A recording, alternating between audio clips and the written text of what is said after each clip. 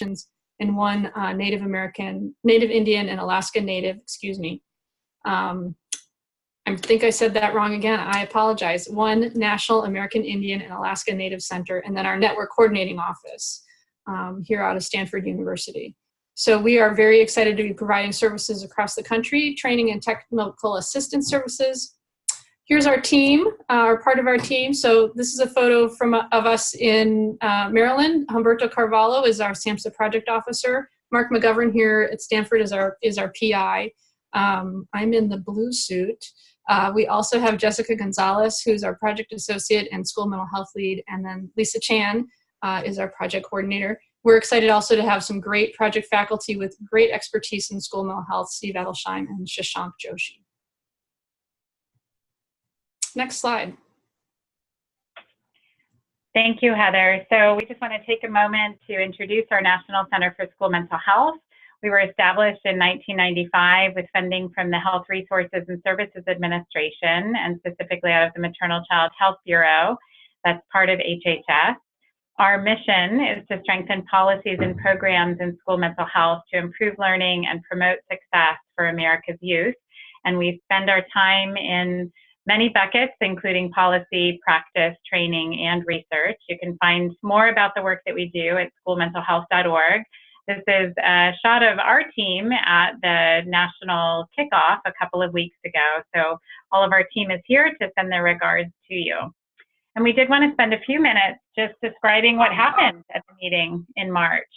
And so March 14th and 15th, we had a number of states. In fact, I think we had 39 states come together, as well as a number of other partners, to kick off the collaborative. These are the specific learning collaborative objectives. First, it's really to increase collaboration and strategic planning among state and district education and behavioral health leaders to advance comprehensive school mental health systems. And one of the goals of this two-day meeting was really to equip the leaders who came together to help train and support states and districts in foundational principles and strategies of comprehensive school mental health systems, and also to provide them with some specific tools and strategies to engage them in ongoing quality improvement. So beyond the initial training, really some implementation support tools to continue doing that work. And one of the primary goals of the network really is to promote cross-regional and cross-state networking and shared learning about best practices, successes, and challenges of comprehensive school mental health system implementation, including policy strategies to advance comprehensive school mental health systems. As Heather mentioned, we've had warm reception from SAMHSA, and in fact, on day 2 of the Learning Collaborative Kickoff meeting, Dr. Eleanor McCants-Katz, who is the director of SAMHSA and the Assistant Secretary for Mental Health and Substance Use for the administration, came to welcome all of the attendees and to express her regard for the efforts of the National Coordinating Office and the entire network, and really her optimism about the work of school mental health as part of the larger system of care for mental health of our young people. We also had introductions from the 2 national centers that Heather described, the National Hispanic and Latino MHTTC, Javier Parger, who is, I believe, on the call today, and their information is here on the screen for you to check out. We encourage you to use each of these centers as a resource as you think about and conduct your school mental health work. They shared some of the work that they're doing broadly across the MHTTC as key subject matter experts for workforce and community development.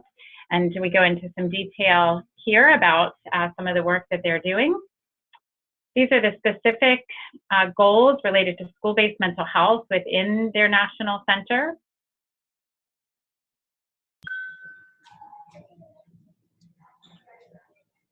And then we heard from Natasha Peterson, who was sharing an introduction to their national center on American Indian and Alaska Native.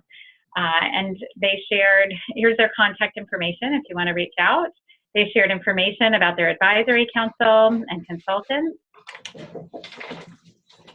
and shared information about their specific goals around MHTTC work broadly, but also with respect to school mental health. So it was fabulous to hear from both of those centers. And again, we'd encourage you to continue to reach out to them within your school mental health work. We also heard from Dr. Linda Gargan, the Executive Director of the National Federation of Families for Children's Mental Health. And Dr. Gargan provided a really nice presentation on how we can better do family engagement within school mental health and how we can better weave that into the work that we're doing. These were some of her summary points, and we're happy to share the content from the presentation. And Dr. Gargan indicated an interest in continuing her engagement around the work that we're doing through the school mental health efforts of the MHTTC. We then spent the rest of the 2 days on curriculum orientation and a bit of information about the Learning Collaborative itself and how it would go on. This is the curriculum overview, and throughout these virtual learning sessions, we'll be diving a bit deeper into some of these core content areas, but these map on to the best practice domains for comprehensive school mental health systems. The curriculum itself is now accessible to all teams that are part of the MHTTC work, and you can access that through the Box Drive. And I believe that Jessica from the National Coordinating Office has shared that with all of the regional centers, who in turn hopefully have been able to share the contents of the National Learning Collaborative meeting, including the curriculum, with the state leads. As part of the curriculum, we have both a trainer manual, which all of our in-person attendees received, but we also have a participant manual so that when regional and state leaders are going out to work with districts on school mental health strategic planning, they can have the trainer manual as trainers, but also everyone engaged in the training can receive the participant manual. We walked through the manual and through each of the modules. You can see for each module, we had training goals and objectives. Each module has instructions for trainers about design and time for each module. Within all of the modules, we also have best practices for implementation of those modules that align with the National School Mental Health Quality Assessment. And you can see here an illustration of the quality assessment domains that are covered throughout the national curriculum. But also within the curriculum, there are a number of resources within each module, and we'll touch on some of the tools today, specifically within alignment and teaming. We also introduced the SHAPE system, and for those of you who may not have been at the meeting, we did want to share with you the navigation to the tour of the SHAPE system. This is a free online web platform that all schools and districts, and starting in August 2019 with the relaunch of SHAPE, even individuals and state leaders can go in and assess how they're doing in terms of school mental health and have a landscape of what's happening in their state, in their districts, and in their schools with respect to school mental health quality. Schools and districts can enter in their information about how they're doing in these domains, get free assessments and reports, targeted resources and guides, a screening assessment library, as well as earn recognition as they walk through the stages of quality improvement on SHAPE. As part of the 2-day learning collaborative, all of the participants engaged in active strategic planning. So within each of the modules, they were charged with coming up with specific goals and action steps and thinking about how they would take this material back to their region and to their state. We had fabulous networking that was happening within the regional center teams that was led by the region director. So we appreciate all of you who are leading some of that work. So that's our recap of the 2-day meeting. We are grateful to all of those who came, and for those who didn't, there were wealth of materials that were shared during the meeting itself, and we have those all now available for you online. Now I'm going to turn it over to Nancy, who's going to introduce you to the Learning Collaborative orientation. Thank you, Sharon. Amazing how you fit 2 days of material into 10 minutes. Very much appreciated. We're now going to talk about the National Learning Collaborative and the work that we're going to be doing moving forward. The goals are the major objectives for the collaborative are to, as we've already shared these, but we want to remind you of what these goals are. And in terms of what you can expect from the virtual learning session, all states and our MHTTCs are invited. We will always be presenting some didactic content, that will align with the school mental health curriculum module. But we're also going to be hearing from the states and asking them to share some of the progress and lessons learned on the improvement goals that they have and how it fits with the topic that we're covering. And we would like for there to be an active exchange of resources, tools, templates, and other materials to promote shared learning. And I think that's going to be one of the most critical aspects of our virtual learning sessions, is really being able to provide feedback to peers, learn from one another, and to then seek additional support as needed from colleagues. Each of the learning sessions will be recorded and archived on the website. This is a listing of when and the topics that we'll be covering as part of the upcoming learning sessions. Please note that they will continue to be from 3 to 4:15 Eastern Time. We're now going to talk about how to get started and alignment. There's a lot of energy and excitement that came out of our in-person meeting, and we want to keep that energy going, but it can be challenging to think about what is it that comes next. So in terms of what to do next, you have, as Heather mentioned, some great, we have some very strong national centers or regional centers. We have states that are doing some amazing work as well as districts, but it can still be hard to figure out how is it that we get this started. It really could depend on, there's not a cookie cutter approach for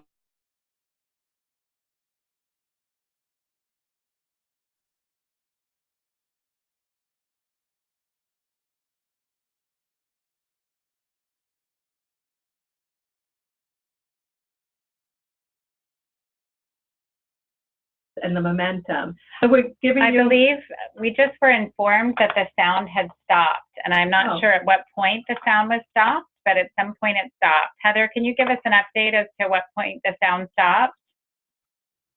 It was maybe about less than, I thought it was only gone for about 5 or 10 seconds.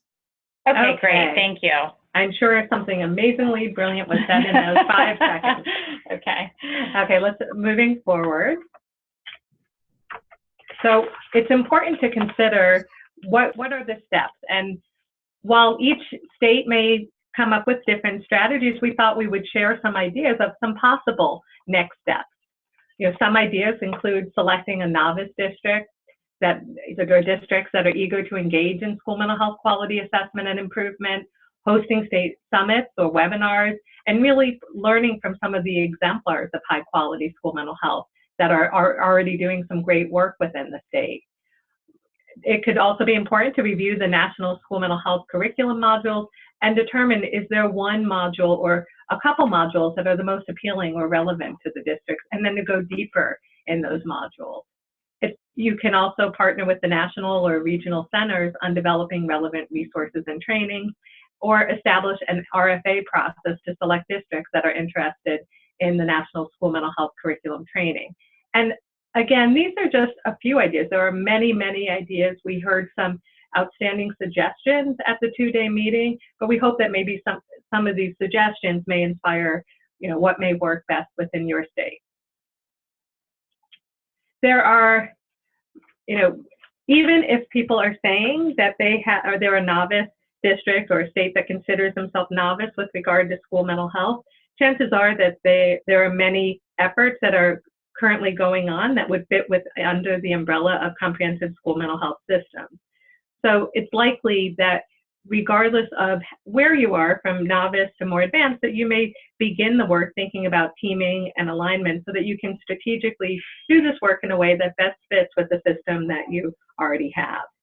Keep in mind that Module 2 of the curriculum goes into depth on teaming at the district and school levels, including tools and guidelines. But what is it that we mean by teaming? So we know that a school mental health team is a team of school and community stakeholders that most importantly are meeting regularly, using database decision-making, and relying on action planning. We recommend that the work start at the district level with team members who have the authority to make decisions about programming, staffing, and resource allocation. There can be an array of functions of district school mental health teams. Often the district teams can really help to shape district guidelines and standards of school mental health policy and practice, so that across the state that there can be similar strategies in terms of what interventions are provided, how data is collected, the ways that school teams are expected to assess and address student needs at the individual, group, classroom, and whole school levels. The teams can also help the district teams can also help organize and help lead training, coaching, and the supporting of school teams, and can do this in a way so that there can be efficiencies in the training across the state. District teams also play an important role that they can serve as a liaison between state agencies and the local schools, making sure that our state departments of education and behavioral health are aware of the different activities at the school levels, and that schools also know about funding opportunities or other statewide initiatives offered within the state. Having this liaison role is critical to be able to have the communication and efficiencies running across the state. Also, our school mental health teams, our district teams, can help foster school partnerships with community leaders, family members, and students, and bring some of those relationships at the district level to the school level as well. This is a listing of our teaming quality indicators. We highly recommend taking the time to look at the manual, look at the materials, look at some of the resources as you're working with your teams to think about how to best move these different areas forward. And as Sharon had shared with you the information about the SHAPE system, teams can go, whether it's at the district team or at the school level, teams can go in and assess their functioning on these teaming quality indicators. If you look at the manual, you will see our national performance measures, and if you go on the SHAPE system, teams can actually complete the measure and be able to assess where they are with regard to each of these indicators. Okay, so we work at the National Center with many different districts, and once we get a lot of requests from teams about what can they do related to teaming and alignment.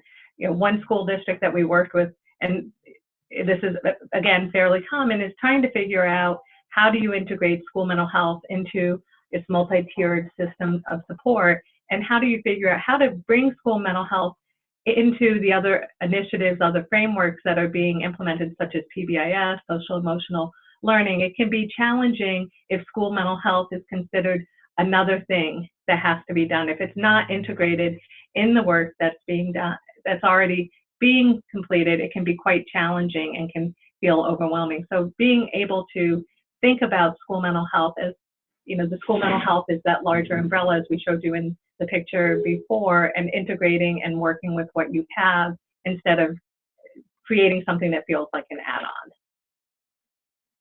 In deciding and thinking about who needs to be part of the team, remember it is important to make sure you have people with the appropriate knowledge and authority to be able to affect change. In considering this, there is a helpful tool by the IDA partnership, Leading by Convening, which teams can use, and we found this to be quite helpful for teams to consider who else is not at the table. And being able to think outside the box. You may have teams that already exist that maybe additional people can be added to, but who cares about this question? Why do they care? What work is already underway separately? What shared work would unite the groups, and how can the connections be deepened? But going through and taking the time to do this activity at the district level can be a helpful exercise to identify the right people who can help move the work forward in the state or at the district level. An important question that districts have asked us is how to engage youth and family partners. And with this district that we worked with, some of the things that they did to advance youth and family partnership is they engaged their state youth move chapter and family advocacy groups. They conducted focus groups with youth about mental health strengths and needs. So going directly to the youth and families and getting their perspective, and not just coming to them after everything's been completed, was a really important aspect of the work that they did. They also had youth help to inform the mental health needs assessment surveys and surveys that were distributed to the full district to make sure that the questions that were being asked, the topics that were covered, were the areas that were most relevant to them. They also had multiple youth and family members who participated on the team and helped to prepare for the meeting. And this is where it's important not to just have one youth member, one family member. It can be, it's more empowering for youth and families to be part of a group and to have several people who can join them in representing youth and families. Here's another resource. Often when you're part of a district, when you're in, whether you're in a school building, at the district level, at the state level, there's a lot of teams and it can get confusing. What are the teams and what are the roles and functions of each of the team members? So taking the time to slow down and think about all the team members that are involved, the roles and functioning, and identifying primary and secondary roles can be, is very important to helping to avoid duplication and efficiency of the services provided. We're now going to move to talking about alignment, and I'm going to turn things back over to Sharon, who's going to share a lot more information. Great, thanks so much, Nancy. And I just want to note that as we're talking, we've seen a number of entries into the chat box for those of you who are able to access the chat box via Zoom. Thank you so much to those who are introducing new resources to us. That's part of what we hope will happen. So we've seen a couple fly through the chat box, including the Advancing Education Effectiveness monograph that our National Center put together with the National PBIS Center and partners around the country who were implementing this alignment effort with positive behavior interventions and supports in school mental health. And really it provides a look at what this looks like at the ground level. So thank you for sharing that resource from the Northwest PBIS Network. We've also had a couple of links to how you can access not only the slides from today, but also some of the materials that we're sharing. So I see that Jessica has been able to send out, for example, the Leading by Convening tool, as well as the School Mental Health Roles and Responsibilities tool. So feel free to download these as we're talking, but also I would encourage you to check out the box.com link that I believe Jessica was able to share with the group so that you can download some of the materials. But as we're talking, if you have a great resource or tool within your state, within your community, within your region, please feel encouraged to let us know via the chat box. And thank you, Jessica. She just mentioned that you can access all of the Learning Collaborative materials, including the school mental health and curriculum and learning session materials at the link here, the stanfordmedicine.box.com link, and that will also be sent out via email after today's virtual learning session. So we want to spend a few minutes on this concept of alignment. I can say at our National Center, this is probably one of the more frequently inquired about concepts these days. As Nancy indicated, we have a number of districts who are saying things like, we are trying to decide where we put our investments. We already have funding, for example, in a multi-tiered system of support framework, but we want to integrate something like social emotional learning or trauma-informed schools. How does that overlap with what we're already doing? Is it redundant? Is it distinct? How do we make sure we're having efficient use of our resources? So these are some of the questions that come up as we're thinking about alignment. When we're talking today about alignment, we're thinking about alignment of teams. We're thinking about alignment of initiatives. We're also going to touch on alignment of assessments because there are a number of assessments that are out there that look at, for example, some of these frameworks. And we have districts saying to us, wait a minute, we can't collect one more piece of data. How do we actually, which assessment do we choose? Do we choose bits and pieces of different assessments? So we're going to try to tackle each of these at some level today on our call and then hear from some of the states who are struggling with and finding solutions to these questions. So the resource that's here, and I should mention that all of these resources that we're sharing are also part of the national curriculum. This is a tool that was actually developed for school mental health teams to examine their overlap in team membership, purpose, and responsibilities and goals. Many of us who have worked either at the school or district or even state level find ourselves going to meeting after meeting and seeing the same people in various teams. And so one of the things that we strive to do within this alignment section is to help districts create efficiencies in their teaming and really also test out new ways to communicate between or within teams. So within the teaming module, there are a number of tools, even just for running a good team meeting. And many of us, as we mentioned during the two-day kickoff, have been in meetings that are not so effective. And so we provide a number of tools, not only for aligning teams, but for making the team process more effective. So we want to give a shout out and a genuine acknowledgement to our colleagues from the PBIS world. We had reached out to Rob Horner and his colleagues around the concept of alignment, because this is something that they've been thinking long and hard about and have shared a number of really fantastic resources, some of which I imagine Jessica will be putting into the chat box momentarily. For example, we have they created a guidance document for systems to be thinking about alignment of school mental health and positive behavior interventions and support initiatives and how to align them. So we reached out to Rob and said, you've done some of this great work and we'd like to share some of it. And he graciously said, you know, you can use a few of these slides. So if you see them on this template, just know that these are actual slides from Rob and from Steve Goodman out of Michigan. And they've also acknowledged some of their colleagues and some of our close colleagues in this work on this cover slide. So thank you to our PBIS partners. When we think about alignment, you know, we hear all sorts of terms, like how can we link these initiatives together? How can we integrate social emotional learning into school mental health? How do we smush these two efforts together? Can we combine some of the tools that we're using? And so when we think about what does it actually mean, here's the true definition is the proper positioning or adjustment of parts in relation to each other. There's, of course, a number of different definitions of alignment that are out there. Here are but a few.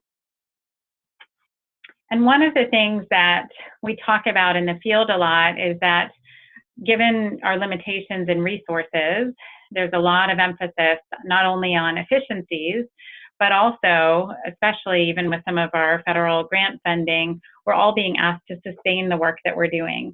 And it really has heightened the attention on the need for these effective systems of alignment. We can't simply keep adding programs on without considering how they align with other efforts, or else, as we find very often happens, that once the grant is over, once the funding goes away, the effort goes away because it hasn't been properly aligned with other things that are happening, and the funding alignment hasn't been there as well.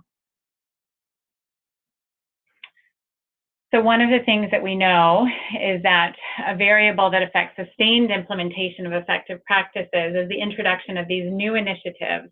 And when we have new initiatives that come into place, they often compete with resources that we need for sustained implementation of the original effort, or they may even contradict initiatives that are in place. And so we know more about how to conduct small-scale demonstrations, really, than how to take effective demonstrations and make them highly efficient, kind of standard operating procedures. When we think about why should we be investing in alignment instead of simply choosing a program and putting it in place, what we know is that unaligned efforts are highly ineffective and inefficient. So when we just kind of try to layer something on without thinking about how does it fit with what already exists, or how do we abandon things that aren't working, we end up with great inefficiencies and often ineffectiveness. So, for example, things are not implemented with great fidelity. So we end up finding ourselves doing many things, but not many of them well at all. We've also all experienced in the education sector what we think of as initiative fatigue, right? You know, so you may end up finding that project one you're working on Monday, and then a different project on Wednesday, a different one even yet on Thursday. And the assumption often is that within these child-serving sectors, something new is better, something more is better, and we know that that's actually not true. So, you know, the other piece is we hear often from schools and districts that they feel they need to kind of glom onto this new effort that's happening. You know, we have trauma-informed care in our school because that's what's expected of them, or that's kind of the hot topic or the politically popular topic at the time, yet we know when that happens without it truly being aligned with what they're working on or with their values or intended outcomes, very often they're not achieving desired results. So here's the challenge. We have too many programs or initiatives or practices to implement them all with fidelity, and so we end up asking, how can we better align our efforts? And it was interesting, we were on a call earlier today with our colleagues down in Houston at the Center for School Behavioral Health in Houston, and they're working very intensively with about 10 districts. And the director of their center indicated that they're finding, a lot of the districts are reporting that they have layered program after program, but not necessarily focused on the infrastructure to support the programs that exist.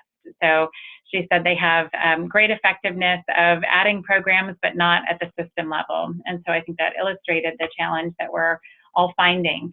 And, we think about, and it's always fun to hear Rob talk about what happens when we just try to give individuals or systems many sources of content and expect them to fit it all together. There's sometimes kind of the shotgun approach, right?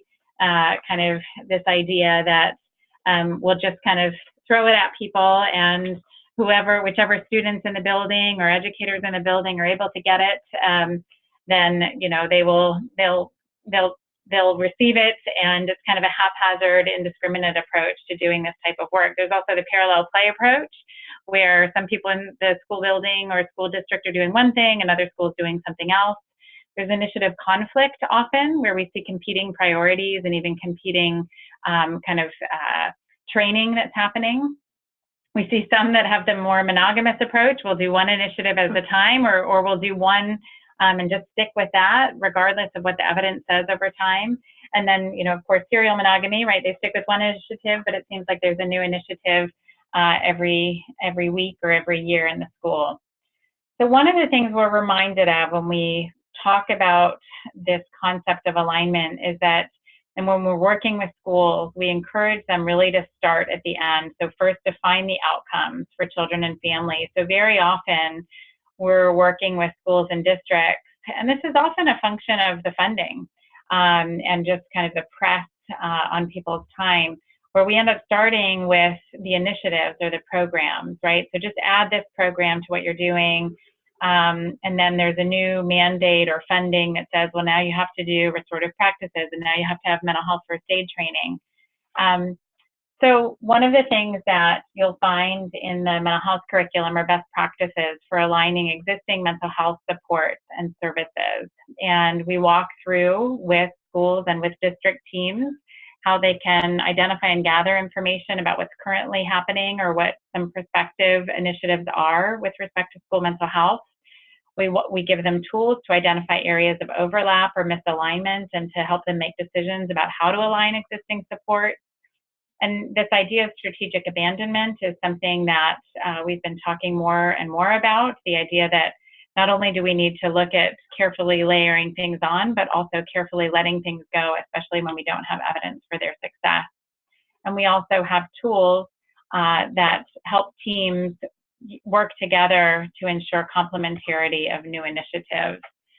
One of the things that I found quite helpful in the PBIS alignment work is how they've looked at the alignment of efforts in terms of some of the core components that are already in place within efforts that they're considering bringing into a school. So for example, when we look at our RTI process for reading here and our PBIS process, you see that they share a number of the same core components or processes, things like scientifically based interventions, instruction as prevention, and we can leverage those commonalities to create efficiencies within the system. And so some of the tools that we offer in terms of this idea of working smarter and having better initiative alignment get at that area of kind of leveraging the commonalities and identifying areas of duplication as well as areas of need, and then having a plan for monitoring implementation that doesn't require 10 different fidelity tools, for example. This is a very basic initiative alignment map, but it's pretty remarkable how transformative just this simple process can be in a district when you have the district team come together and really name all of the services or programs that are happening and that are being considered, the tiers that they are intended to impact, how referrals and selections are made, what are the target outcomes, who's involved. Just this process alone can really help to kind of identify areas of redundancy and hopefully be a springboard for working toward creating better efficiencies and alignment. So I'm also going to pass it over to Elizabeth Connors, who's going to talk with us a bit about this idea of aligning assessments. Elizabeth, are you there? Hi, yes I am. Can you hear me okay? We can hear you. Go ahead. Okay, great. So another aspect of alignment that you might already be facing is how to align these growing number of team-based implementation assessments that are available to the field and by and large designed to help schools and districts pursue different aspects of quality improvement within your multi-tiered system of support. So we really wanted to review the 3 assessments that we at the National Center tend to get the most questions about.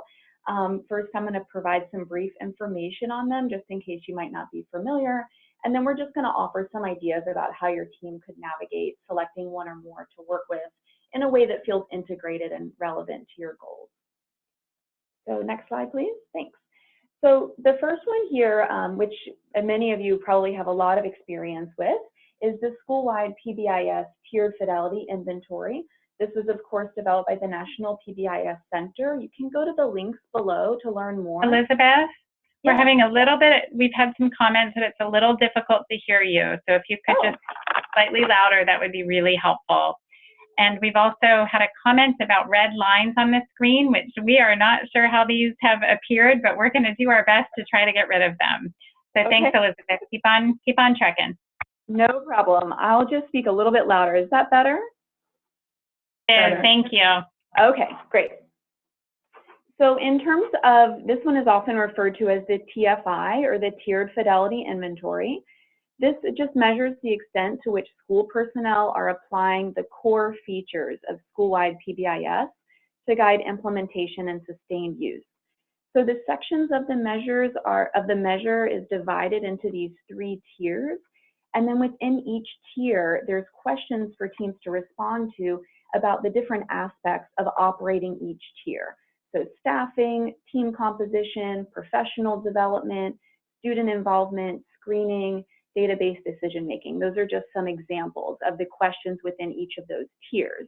And you can see here there's specific guidance around the administration schedule and who it should be completed by for the TFI.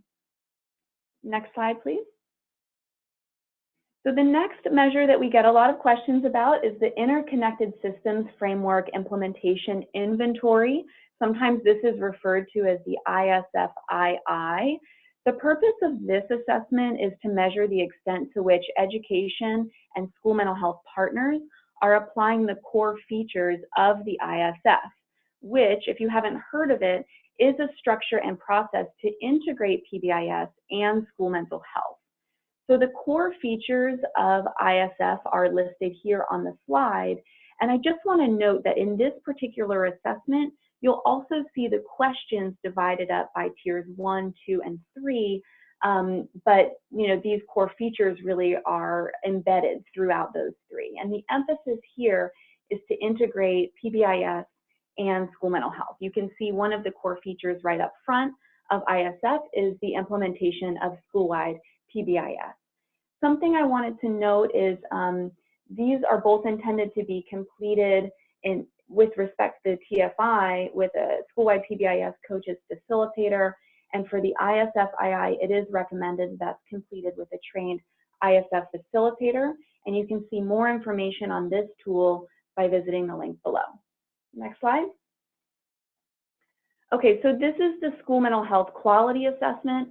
This is the assessment that was developed by the National Center for School Mental Health with input from folks at the PBIS Center, our ISF colleagues, and the broader field.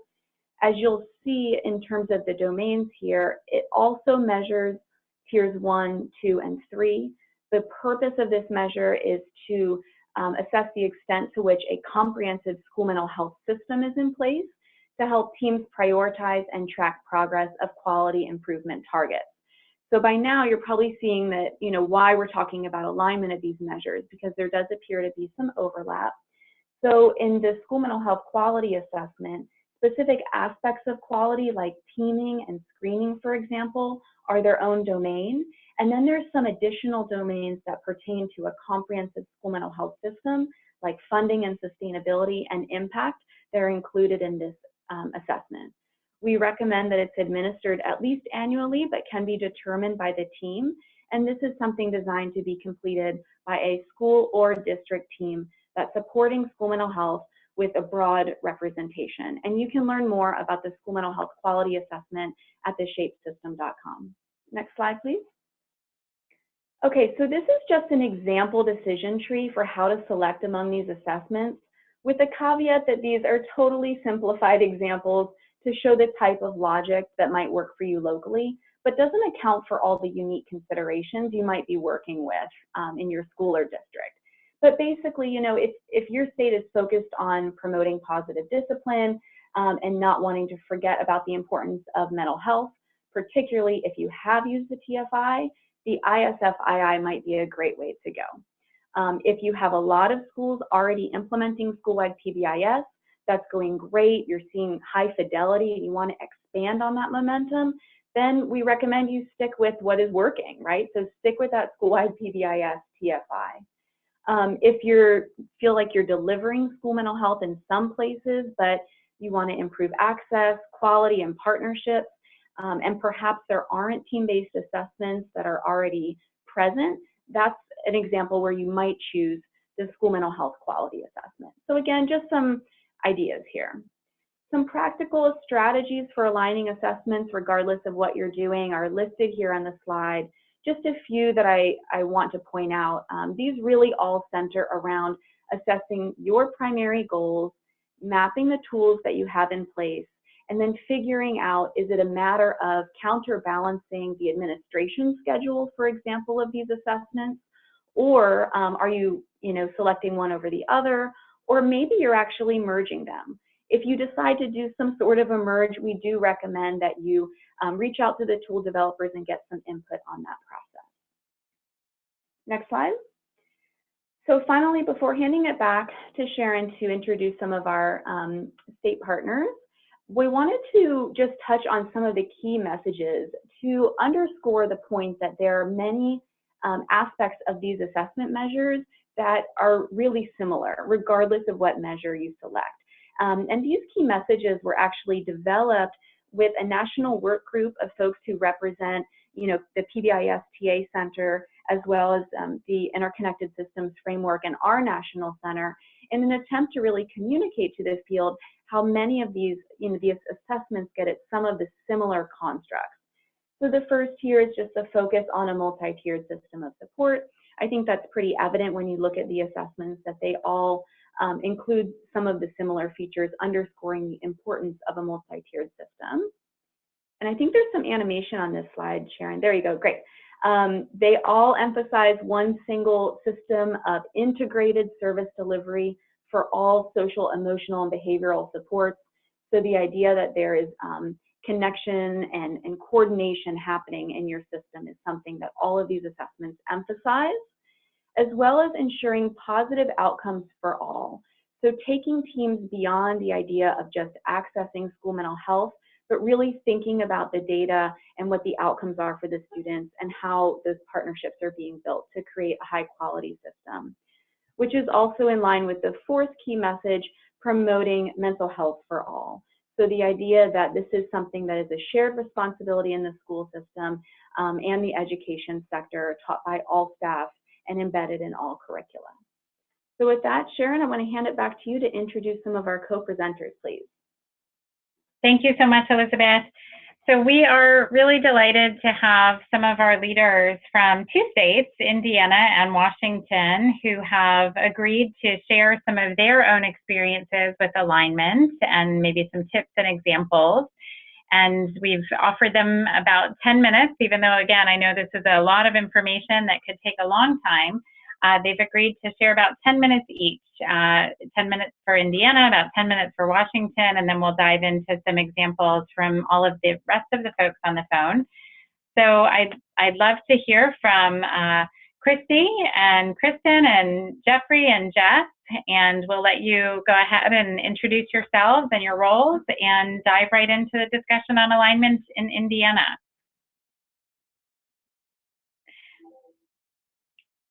Jessica, you may have to unmute the people since we can't hear anybody at this point.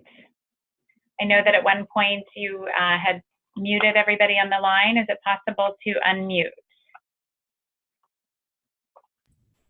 So they can go ahead and unmute themselves. I'm trying to look for them on the participant list to see if they are signed in under their names. Okay. So for our Indiana partners, if you are there, keep trying to speak, and you can also typically go to the navigation bar at the top of the screen, and you may have to actually manually click on the telephone symbol to unmute yourself. Are you there? We're here. Can you hear us? We can hear you. Thank you so much. Okay. Yay. Go right ahead. All right. Well, thank you for being patient with us. We're here in warm, sunny Indiana. We had snow last weekend, so it'll change soon. My name is Jeff Whitman. I'm here with Christy Berger, not Christy Goss, Jessica Yoder, and Kristen Sievers-Kofer, and we all work at the Department of Education. We have a lot of people that we work with very closely across the state, but none of our partners could be here today. So we're going to try to carry the ball for everyone. And so we're going to share a little bit of time. The short time we have, we're going to share it. And so I'm going to start with introducing Kristen Sievers for information about understanding the why and the timeline of the work we've done in Indiana. Hi, I'm Kristen, and I'm in the Office of Special Ed here at DOE. And so as for the why, I want to start with 3 stats from Indiana. So the first one, an estimated 3.8 million Hoosiers live in mental health professional shortage areas. The child abuse and neglect rate has nearly doubled in the past 10 years.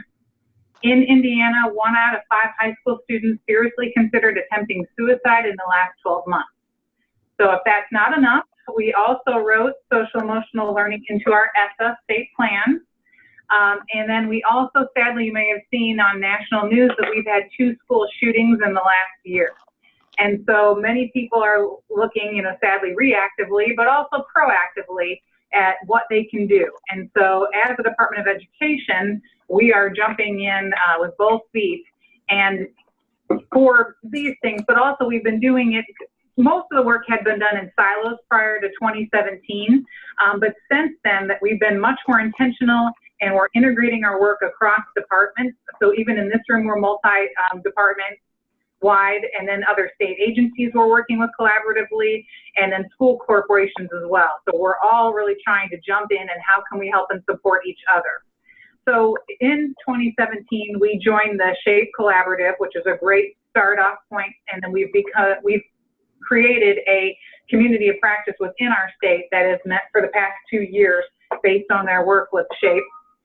We also, as a state, they decided to create the Commission for the Improvement of Status of Children, and that is the multi-state agencies across all state, Department of Children's Services, Mental Health and Addictions, Education, Health, and so on. And so we're able to be on at least 2 or 3 of those different task forces that they have underneath there. Title IV, we've gotten more money that's been able to be used for social emotional learning across the state. We also were able to work on a statewide social emotional learning plan. We've been able to get involved with CASEL and be one of their districts, their collaborative groups. We have now Christy Berger, as we mentioned before. She has a new position where it's Assistant Director of Social Emotional Learning and Behavioral Wellness. So that was great. That's added the whole department. We realized the importance of mental health and social emotional learning. We also were able to get the Project Aware grant. Jessica's going to talk about that in a little bit. We also don't want to forget that we think of mental health of children, but the teachers and educators that work with them. So we worked on a happiness class that was to be created to help teachers for their own mental health. We have a whole new website of social emotional learning resources. The legislature has prioritized many different bills that have to do or include social emotional learning. We're able to co-sponsor the Educating the Whole Child Summit, and Elizabeth came out and was able to speak at that. And that was a great conference that reached, I can't remember, hundreds of people. And then we also have some workshops that are going to be coming up with our Project Aware group. And we will continue on with our SHAPE community of practice. And we have slowly involved more school corporations depending on their interest in our capacity. So that's kind of a quick timeline of things that have been happening with us. Awesome. I'm Christy Berger, and I'm the Assistant Director of Social, Emotional, and Behavioral Wellness here at the Department of Indiana.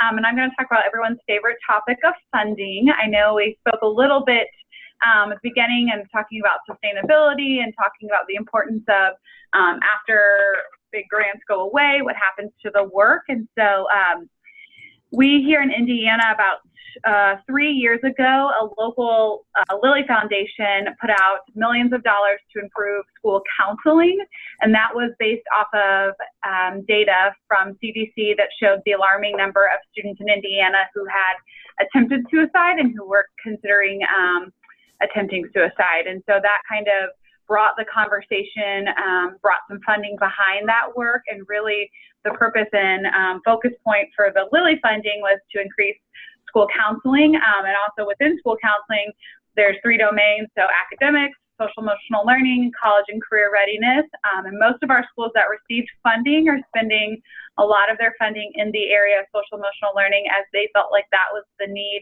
the highest need in their schools at that time. And so funding-wise, that really kind of kicked off the work here in Indiana, kind of put some money behind the concern and the need.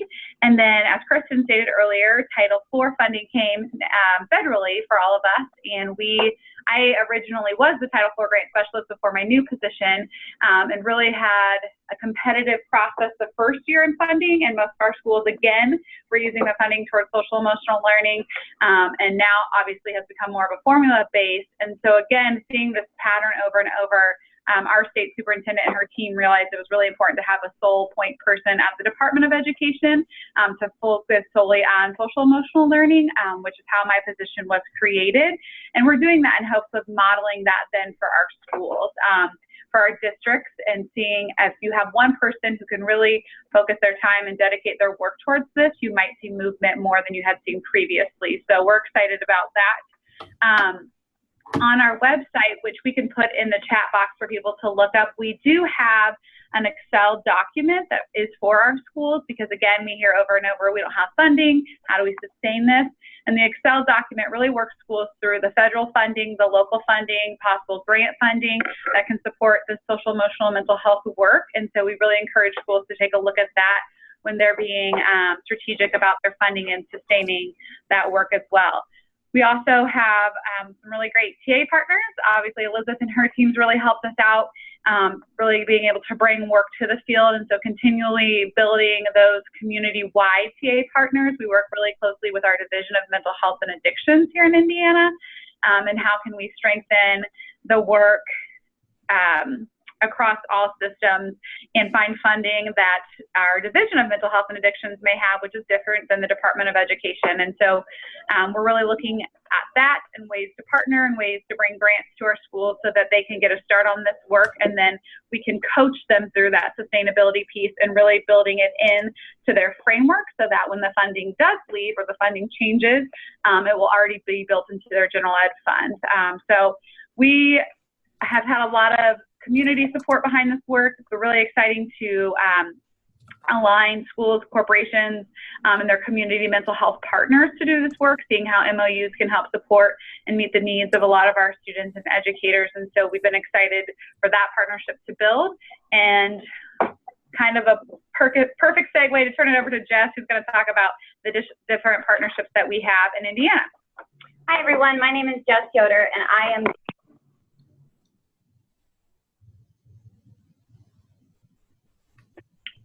We just lost you, Jess. I don't know if you can hear us, but you've gone mute on our end.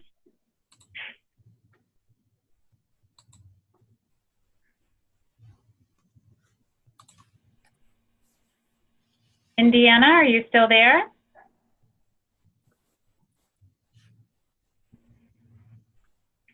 Indiana? Well, perhaps we're going to have to loop back around to Jess. We certainly want to hear from you as the Project Aware Coordinator, and would love to hear more from what's happening in Indiana. But it sounds like we've lost their team to technology, at least momentarily. So I'm going to go ahead and move us on to Washington. And if we are able to come back to Indiana, we will. But for now, we'd love to hear from Dr. Mona Johnson, who's the Director of Student Support in the Washington State Office of the Superintendent Office of Public Instruction. Mona, are you there?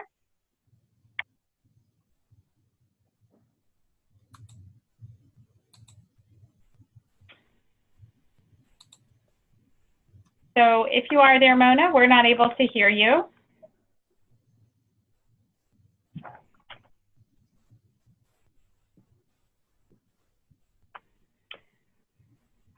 Heather and Jessica, are you able to hear us? Yes, we can hear you. We can't hear Mona. I see that she is unmuted on the participant list, and so I'm not sure if maybe she signed in through her phone and hasn't unmuted her phone. If she didn't sign in through the computer audio.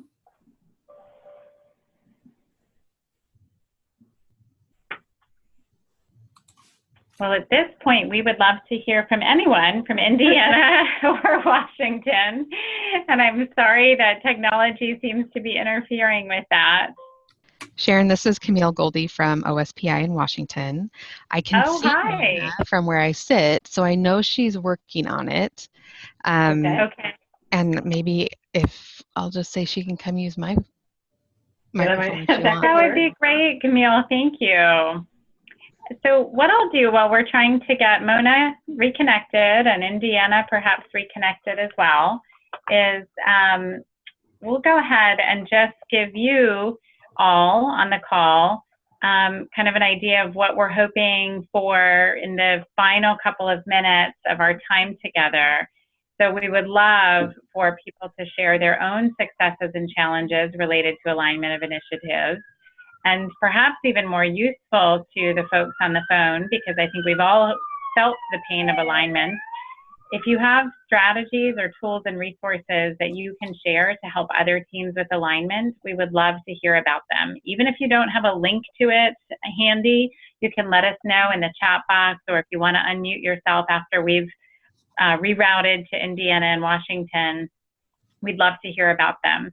And we'd also love to know what resources would be helpful for you in your state, your districts, or even at the regional level as you work towards alignment improvement.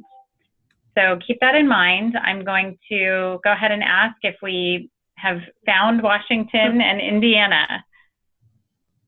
Hi, Sharon, this is Mona. I have found you. Have you found me? Oh, good. We found you. Thank you, Mona. Sorry, I'm not sure what the technical difficulty was, but we're glad you're there. So It's all good. And I want to thank Camille because her name actually should be up on this slide too. And we've been turning around here in Washington State. I'm going to kick off with some comments, and then I'm going to turn it over to her to add what I will miss, because I certainly will not cover it all. I also want to thank you guys at the Center for giving us a couple minutes to talk about what we're doing here in Washington State in support of mental health collaboration in schools and communities. And I will say officially we've been working with the Center for about 1.5 years in the National Learning Collaborative, which has been an incredible blessing. I know that other parts of our state have touched this work, but we really haven't launched into a statewide effort until about 1.5 years on this particular body of knowledge and work. And I also want to acknowledge we have awesome other people on our team on the call. I already introduced you to Camille Goldie, who you will talk to, but we have Kara, Andrew, Sarah, and Diana. I see you're also from the state, our state, who are some of our many partners that I was able to catch on the scrolling list of people who are part of the process. So what I'll say is that prior to 2016, we had and still have some excellent pockets of mental health work underway in Washington State. In particular, we had some amazing folks here at OSPI, Mandy Paradise and Dixie Grunenfelder, who launched and wrote and received a Project Aware grant. So they received resources, and we're working with 3 identified areas in our state really intensively around school mental health, and we have to give them a shout out because I feel like that was the first time our state agency really stepped up into understanding and wanting to provide supports around the work. After that, simultaneously, we also in 2016 had a statewide group of folks come together with a legislative push to start working collaboratively across state systems around children's mental health in general. And we talked about things related to mental health and early learning in school-based settings, community-based settings, workforce issues, and other really important issues that have been surfacing in Washington State. As a result of that amazing work group, in 2017, we worked with that team of people to get a pretty large piece of legislation passed in our state that had multiple components. And one of the small but important components of that piece of legislation in 2017 was to provide funding to our state education agency to work with a couple of our regional educational service districts to create regional mental health behavioral health system program pilots. And so those pilots have been in existence now. It will be 2 years in June, and our funding will wrap up at the end of June, so we have our fingers crossed we can continue this work. But we were able and have been able to work with 2 amazing regions in our state. The ESD 101 service region, Educational Service District 101 region in Spokane, which serves 59 school districts in that area. And then our Educational Service District partners at 113 in Olympia here, who are based in Olympia but serve multiple counties and have a touch to 44 school districts. So with these 2 pilots, we were looking at providing and received funding to provide 1 position at each educational service district to begin to work with the districts that were touched in that area around school mental health specifically. And when you count up the numbers, it's about 34% of the state has been touched by the work that these amazing pilots have been able to do in the past 2 years. The goals of our Navigator pilot positions were to cultivate cross-system collaboration between schools and communities. One of the things that we struggle with, I think, often is how do we build better partnerships between schools and communities. And so that was the goal and one of their primary missions and tasks. The other task of these amazing pilot system navigators was to increase equitable access to care for students who needed behavioral health supports. And their jobs really have been to do coordination, particularly of some pretty challenging areas like Medicaid billing for schools, districts, regions, facilitating partnerships at the local and regional levels. Again, not just school-to-school partnerships, but critical school community partnerships, because none of this can be done alone. None of this mental health could or should be done alone. Work isolated to a school or to a community. We have to have that cross-system collaboration, and that's what these folks have been working really hard to do integration of service models, to make sure that we provide support, and then to collaborate and deliver supports when we have resources. Why I give you all that context is because when these folks first came on board, we connected with the Center for School Mental Health and had this opportunity to be a part of a learning collaborative. And we learned right out of the gate about the SHAPE system, which I'm pretty sure probably most of you are familiar with the SHAPE system.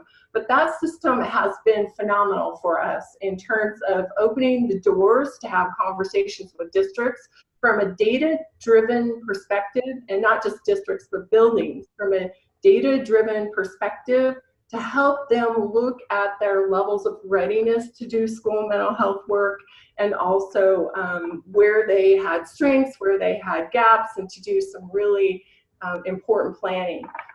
Overall, we often hear we need more mental health supports in schools, especially from our school leadership, but teachers at all levels and educators at all levels. But we really weren't at the state level tapping into resources and tools that were evidence-based to help us understand what was going on at the local level. And we made it our mission, and we're going to continue to make it our mission no matter what happens, to hopefully encourage our districts and our buildings to continue to utilize the SHAPE system to help inform the work that they're doing. We're also super excited, a plug for you guys at the Center for All Your Hard Work. We're also really super excited that the SHAPE system is being built even better and stronger, and a new version of that will be rolled out soon. So we're excited. One of the reasons that we appreciated this is, let me give you a specific example. In our Educational Service District 101 that serves 59 regions, we had a brand new person come on board who knew no one. He came from a behavioral health system into the K-12 system, highly skilled but had no relationships. So literally this particular individual, Andrew, met with each of the district level leadership, and in the initial introduction obviously introduced himself, but then began to orient the districts and the leaders or the people he was able to get in touch with to the SHAPE system. And so we started out with that as a foundational base to the conversation. It really helped build relationships, and again really helped inform the strategies that we wanted to empower at the local level. We didn't at the state level have a vision for how this should be. We should never really have that vision, in my opinion. We really wanted it to happen organically, but it needed to be data driven. And again, SHAPE really helped Andrew with those relationships and those conversations. I would say the same thing is true at ESD 113 with Sarah. Sarah did a fabulous job with this. They have a longer history of doing school behavioral health and school mental health work, which is an amazing, rich history. And so I think this was helpful on some level to strengthen and kind of revisit some of the amazing work that they were doing and inform it to continue to grow, in my opinion, how I see it from my perspective, to grow stronger. We're also super excited about, I feel like we're in the infancy baby stages, only having about a year and a half to work with you guys on this, maybe close to 2. But we're super excited about making more connections between this work and our multi-tiered systems of support work, our social emotional learning work that's unfolding here in our state, our trauma-informed work, etc. So it's a little bit about our journey in Washington State. I will say that one of the benefits to being a part of these kind of learning collaboratives, number one, we love them in Washington State. Number two, I love when we have lots of people from Washington State involved, because the more the merrier, and we get to partner in team together. And then number three, I really feel like it helps you guys at the national level, when you do this kind of amazing collaboration, or modeling for us at the state, and then at the regional, at the local level, how we can do it, and how we can do cross-system collaboration and partnerships to team, to collaborate, to align, to build infrastructure, to determine who is doing what, so we're not duplicating supports. And I just really thank you for the opportunity. Camille, I'm gonna turn it over to you and say, is there anything I've missed that you would add? Because I could go on and you really don't want me to. Thanks, Mona. I know we don't have a lot of time, but I would add that we have also had the opportunity to participate in the Healthy Students Promising Futures Learning Collaborative, which is the national collaborative working towards kind of unraveling all the Medicaid billing complications for schools. And I believe that work has also just added to our ability to do really excellent work with this project, and it has been super helpful. Thank you so much, Mona and Camille. And I know we are short on time, and so I hate to in any way cut you off. And I'm really grateful for all of the wisdom you've shared. And I know our Indiana partners got cut off toward the end of their presentation, but we do have just 1 minute left. And what Jeff has just announced in the chat box from Indiana is that Elizabeth will make the contact information available for the Indiana team, and they're happy to be a resource to anyone.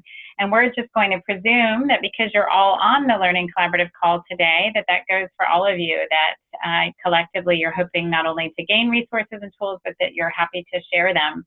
We do have about 30 seconds left, and we have a couple of quick things that we need you to do. One, if you have any tools or resources, you can certainly put them in the chat box, but we also encourage you to upload them right into the box.com folder where all of the virtual learning session and curriculum materials are housed. We will carefully vet those to make sure that they're in the right place and that they are complementary to the work that we're sharing with you. We do want to thank our Indiana and Washington colleagues for sharing and remind you that the next call and virtual learning session is May 2nd from 3 to 4:15 p.m. Eastern Time, and it will be focused specifically on mental health promotion for all, or Tier 1. We would love to hear from more states or other states about their Tier 1 experiences, both successes and challenges. Again, share your resources by posting on Box. And one final request, we'd love some feedback about this virtual learning session and what you'd like to see in the future. And so I believe that Jessica has posted a link to some feedback questions. There's 2 links here. I'm going to go ahead and repost them because we've had a few postings since then. But if you could please visit the link so that, oh, there we go. It looks like a couple of people have posted it. Please visit the link to provide some feedback on the session and what you'd like to see more of or less of. And we, again, thank you for your participation. Thanks to our partners for sharing, and we look forward to talking with you all soon. Take care, everyone.